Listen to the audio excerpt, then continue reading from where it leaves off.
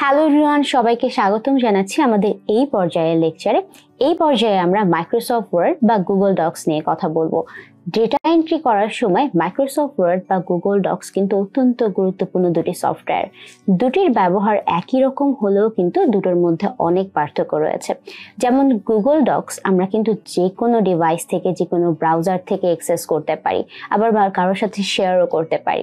কিন্তু দেখা যায় মাইক্রোসফট ওয়ার্ডে কিন্তু আমরা এটা পারি না। অন্যদিকে মাইক্রোসফট ওয়ার্ডে কিন্তু অনেক অ্যাডভান্স ফিচার আছে যেগুলো কিন্তু আমরা গুগল ডক্সে খুব সহজেই খুঁজে পাই না, বা এই যে ব্যবহারগুলো এগুলো নেই। তো প্রথমেই চলুন আমরা মাইক্রোসফট ওয়ার্ড নিয়ে একটু বিস্তারিত জানি। আমাদের স্ক্রিনে মাইক্রোসফট ওয়ার্ডটা আমরা ওপেন করে নিয়েছি। এখানে প্রথমে একটা ব্ল্যাঙ্ক ডকুমেন্ট আছে। এইটাতে আমরা সাধারণত বিভিন্ন ধরনের টাইপিং থেকে শুরু করে সব এডিট এখানে করতে পারি। এরপরে পাশাপাশি আমাদের প্রয়োজন অনুসারে অনেকগুলো ট্যাম্পলেটস রয়েছে। যদি আমরা ট্যাম্পলেটসগুলো ব্যবহার করতে চাই তাহলে ট্যাম্পলেটে ক্লিক করে আমরা যদি ক্রিয়েট বাটনে ক্লিক করি তাহলেই কিন্তু আমরা ট্যাম্পলেটসগুলো ব্যবহার করতে পারি। কিন্তু এখন আমরা যেহেতু ডাটা এন্ট্রির ক্ষেত্রে এই মাইক্রোসফট ওয়ার্ডের সাথে পরিচিত হব, তাই আমরা ব্ল্যাঙ্ক ডকুমেন্টে ক্লিক করে প্রথমে ক্রিয়েটে ক্লিক করব। এরপরে আমরা আমাদের স্ক্রিনে কিন্তু ব্ল্যাঙ্ক ডকুমেন্টটা দেখতে পাবো। শুরুতেই আমরা আমাদের যে ব্ল্যাঙ্ক ডকুমেন্টটা ছিল সেখানে একটা জিনিস টাইপ করলাম এবং এই অংশটা অনুসারে আপনাদেরকে উপরে যে টুলসগুলো আছে সেই টুলসগুলোর ব্যবহার করা আমরা শেখাবো।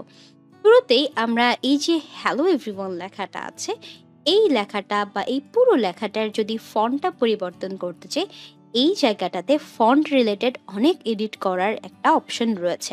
আমরা প্রথমেই এখানে এসে ফন্টটাকে যদি একটু পরিবর্তন করে দিই তাহলে আমরা যে ফন্টটা চাই, অর্থাৎ যে ফন্ট আপনারা ব্যবহার করতে চান সেই ফন্টটাতে এসে আপনি যদি ক্লিক করেন তাহলেই কিন্তু ফন্টটা আপনারা পরিবর্তন করতে পারবেন। এই ক্ষেত্রে আমি এই ফন্টটা একটু পরিবর্তন করে দিলাম। এখন যদি আমরা চাই এই ফন্টটার সাইজটা আমরা এখান থেকে ইনক্রিজ করতে পারবো এবং আমরা এখানে যদি 16 দিই ফন্টটার সাইজ কিন্তু 16 হয়ে গেল। এখন যদি আপনি চান তাহলে এই ফন্টটা কিন্তু এখান থেকে ইনক্রিজ করতে পারছেন এই অপশনটা থেকে, আবার যদি চান ডিক্রিজও করতে পারবেন। এই যে আমরা মাইক্রোসফট ওয়ার্ডে নানা ধরনের ফন্ট রিলেটেড এডিট করি, এখন আমরা এইটার কিছু বেসিক এডিট শিখি। সেটা হচ্ছে যদি আমরা বোল্ড করতে চাই তাহলে এই অপশনে ক্লিক করে বোল্ড করব, যদি ইটালিক করতে চাই তাহলে এখানে ক্লিক করব, এবং যদি এই টেক্সটটাকে আন্ডারলাইন দিতে চাই তাহলে এখানে ক্লিক করব। আন্ডারলাইনের ক্ষেত্রে আপনি দেখবেন যে অনেকগুলো অপশন রয়েছে যেগুলো সাধারণত আমরা ব্যবহার করতে পারি। এখন যদি আপনারা এই অপশনগুলো ব্যবহার না করেন তাহলে এগুলোতে ক্লিক করে এগুলোকে সিলেক্ট না করলেই হবে। আপনি যদি মনে হয় যে এটা কেটে দিব আমরা, তাহলে আমরা এই অপশনটা ব্যবহার করব। আমরা সাধারণত যখন কোনো ডেট লিখে থাকি, ডেট লিখলে ধরুন আমরা এখানে ফার্স্ট লিখি ডিসেম্বর 2022, এটা লিখলাম। এখন এই এসটি যে লেখাটা আছে এটা আমরা এই এক্সট্রুর মাধ্যমে উপরে নিয়ে যেতে পারি, আবার নিচেও নিয়ে আসতে পারি। তো আমরা যেহেতু ফার্স্টটাকে উপরে লিখি তো উপরে লিখলাম, এখানে যে স্পেসটা আছে সেটা সরিয়ে দিলাম। এখন আমার যদি মনে হয় যে এই জিনিসটার যে টেক্সটটা আছে সেটার আমার একটু টেক্সট যদি ইফেক্ট হয় তাহলে ভালো হয়, তাহলে এই জায়গাটাতে আমরা দেখছি যে এই এটার আশেপাশে আমরা একটা আন্ডারলাইন দেখতে পাচ্ছি, যেটার মাধ্যমে বোঝা যাচ্ছে যে আমরা এই ক্যারেক্টারগুলোকে ডিজাইন করতে পারি। আপনি যদি এটাতে ক্লিক করেন দেখবেন যে এটা অটোমেটিক এই টাইপের হয়ে গেছে, এবং আপনি যদি এখানে ক্লিক করেন তাহলে কিন্তু এটা সিলেক্ট করে আমরা এখানে ক্লিক করি তাহলে দেখবেন এটা এরকম হয়ে গেছে। এটা ছাড়াও এখানে আরও অনেক অপশন আছে, আপনি নিজের কাস্টমাইজ করে নিতে পারবেন নিজের মতো করে। এখান থেকে আপনি আপনার যেরকম শ্যাডো লাগবে, রিফ্লেকশন লাগবে, আপনার নাম্বার সিস্টেম যেরকম লাগবে, স্টাইল যেরকম দরকার হবে, এখানে অনেকগুলো স্টাইল আছে, এই অনুসারে আপনি এডিটগুলো করতে পারবেন। এটার পরে আমরা যদি চাই তাহলে এটার নিচে একটা টেক্সটকে হাইলাইট করে দিতে পারি, এবং টেক্সট হাইলাইট করার ক্ষেত্রে আমাদের কিছু বেসিক কালার আছে। এই কালারগুলো আপনি দেখেন এখানে যদি সিলেক্ট করে এখানে আমরা দিয়ে দিই তাহলে কিন্তু অটোমেটিক কালারটা চলে আসছে। এরপরে আমরা যদি এই যে আমাদের ভিতরে যে টেক্সটগুলো আছে এই টেক্সটগুলোকে যদি আমরা কালার দিতে চাই তাহলে এখানে ক্লিক করে আমরা এই টেক্সটগুলোকে কালার দিতে পারবো। আমাদের যদি কোনো কারণে বিভিন্ন ধরনের ফরম্যাটিংয়ে ভুল হয়ে যায় তখন আমরা এইখানে ক্লিক করে এই কালারটা বা এখানে যত ফরম্যাটিং ছিল সেই সব ফরম্যাটিং কিন্তু আমরা এখান থেকে রিমুভ করতে পারবো। আমরা জাস্ট এখানে কন্ট্রোল জেড দিয়ে দিই, Ctrl Z দিয়ে আমরা এখানে ক্লিক করি। দেখুন এটা একদমই সব ফরম্যাটিং চলে গেছে, ইভেন কি এটাও চলে গেছে এবং নরমালভাবে চলে আসছে। তো একদম যে ফরম্যাটিংটাতে ফার্স্টে ছিল। এটা হচ্ছে ফন্টের কাজগুলো। এরপরে আমরা এই যে বিভিন্ন ধরনের টেক্সটগুলো লিখছি, এই টেক্সটগুলোর অ্যালাইনমেন্টেরটা আমরা এখান থেকে এডিট করতে পারবো। আপনার যদি মনে হয় টেক্সটগুলোকে এই সাইডে রাখতে হয়, তাহলে আপনি এটা অনুসারে এখানে রাখতে পারবেন। যদি মাঝখানে নিয়ে যেতে চান, তাহলে এখানে ক্লিক করবেন। যদি সাইডে যেতে চায়, তাহলে এটা এখানে ক্লিক করলেই হয়ে যাবে। কিন্তু বেসিক যে আমরা প্যারাগ্রাফ ফরম্যাটিংটা থাকে, সেটা সাধারণত এরকম হলে ভালো হয়। এতে করে কর্নার এবং কর্নারের একটা ম্যাচ থাকে এবং প্রফেশনালও লাগে। এবং যদি আপনার মনে হয় যে এখানের মধ্যে যে লাইনের স্পেসিংটা আছে সেটা আপনি কাস্টমাইজ করে দিবেন, তাহলে এটার মাধ্যমে আপনি বাড়াতেও পারবেন। পাশাপাশি উপরে ধরুন আমরা এখানে নাম্বার 1 টিপস দিতে পারি, নাম্বার 2 এই ধরনের অনেকগুলো টিপস দিতে পারি। যেমন ধরুন এখানে আমরা যদি নাম্বার 1 লিখি, তারপরে হচ্ছে নাম্বার 2 লিখি, নাম্বার 2 লেখার পরে আমরা যদি চাই, ধরুন এখানে আমরা কিন্তু বুলেট পয়েন্টস ব্যবহার করতে পারি, যেটা সাধারণত আমাদের লাগবে অনেকবারই। এবং এখানে different kinds of bullet point আছে। পাশাপাশি আপনি নতুন বুলেট পয়েন্টও এখান থেকে ডিফাইন করে নিতে পারবেন। এখানে অনেকগুলো বুলেট পয়েন্ট আছে এবং চাইলে আপনি গুগল থেকে নিয়ে সেটাকে আসলে এখানে পিকচার হিসেবেও ইনপুট করে দিতে পারবেন। তো আমরা জাস্ট এখানে এটা সিলেক্ট করি, দেখুন এটা কিন্তু হয়ে গেছে। পাশাপাশি 1, 2, 3 এবং আরও অপশন আছে। আমরা যখন কোনো টেক্সটকে একদম কর্নার সাইডে নিয়ে যেতে চাই, তাহলে আমরা এটাকে এভাবে করে নিয়ে যেতে পারি। রাদার দ্যান আমরা এভাবে কাস্টম করে জাস্ট স্পেস না চেপে আমরা এটাকে পুরোটাকে সমানভাবে নিয়ে যাওয়ার জন্য আমরা উপরের যে অপশনটা আমি আপনাদেরকে দেখালাম, সেই অপশনে ক্লিক করে নিয়ে যেতে পারি। আবার যদি এই সাইডে আনতে চাই, তাহলে এটাকে আমরা এই সাইডে ক্লিক করে নিয়ে আসতে পারি। এখন আমরা এরপরে যে অপশনটা দেখব, সেটা হচ্ছে কালারের অপশন। এখানে দেখবেন আমরা অনেকগুলো কালার দেখছি। তো আমাদের যে টেক্সটের অংশগুলো আছে, সেটার পিছনে আমরা যদি কালার অ্যাড করতে চাই, দেখেন এখানে কিন্তু কালারটা চলে আসছে। এই যে আবার নো কালার দিলে চলে যাবে। আমরা যখন কোনো ধরনের টেবল ব্যবহার করি, এখানে আমরা পাশে চলে যাই, পরের অপশনে চলে যাই।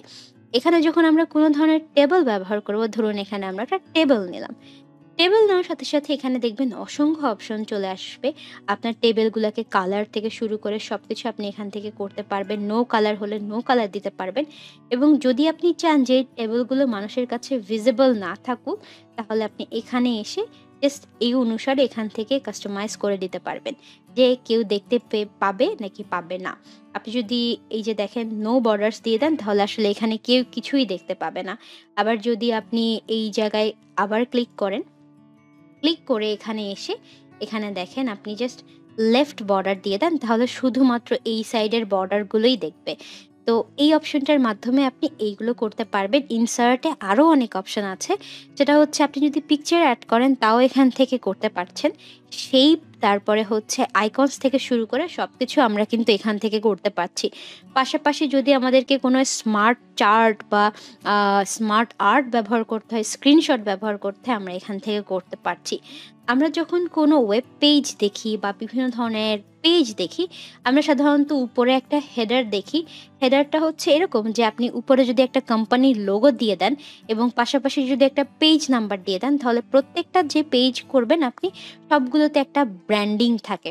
তো এরকম অনেকেই করে থাকে সাধারণত। আপনি যদি এখানে ধরুন আমরা জয়িতা লিখে দিই, নর্মালি জয়িতা লিখলাম।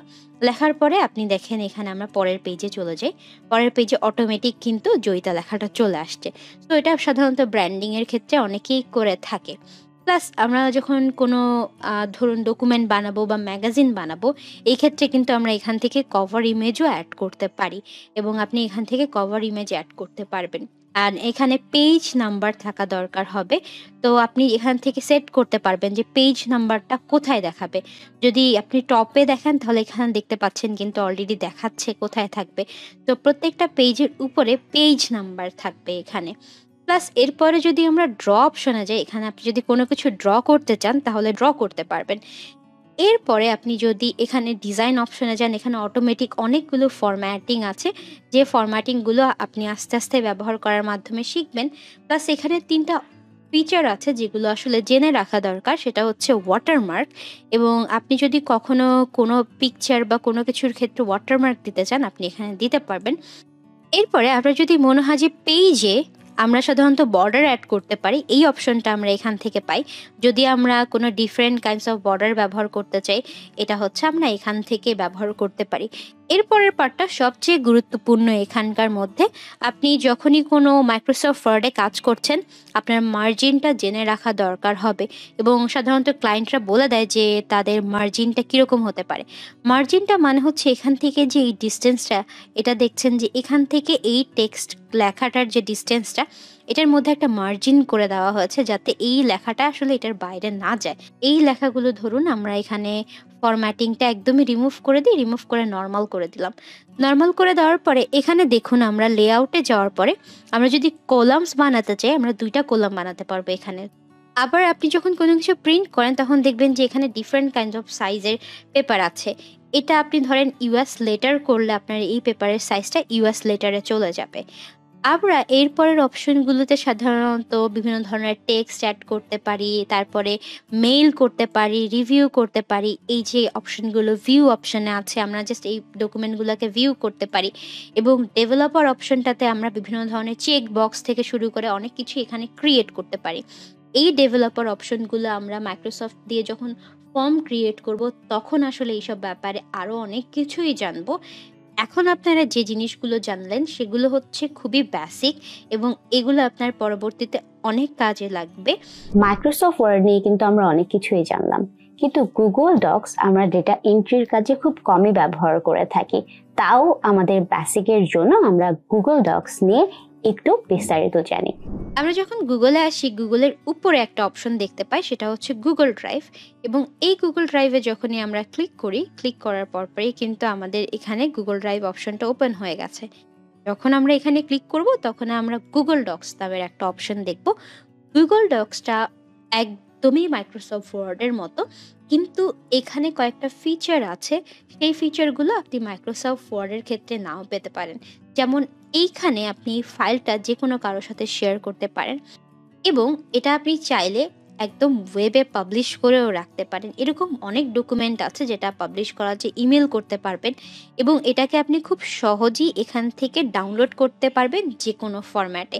এই জিনিসটা আসলে মাইক্রোসফট ওয়ার্ডেও আছে, এবং আপনি যখনই মাইক্রোসফট ওয়ার্ডে কাজ করছেন, আপনার যে টুল বারগুলো ছিল সেগুলো সাধারণত আপনি এই উপরের অংশতেই দেখতে পাবেন এখানে।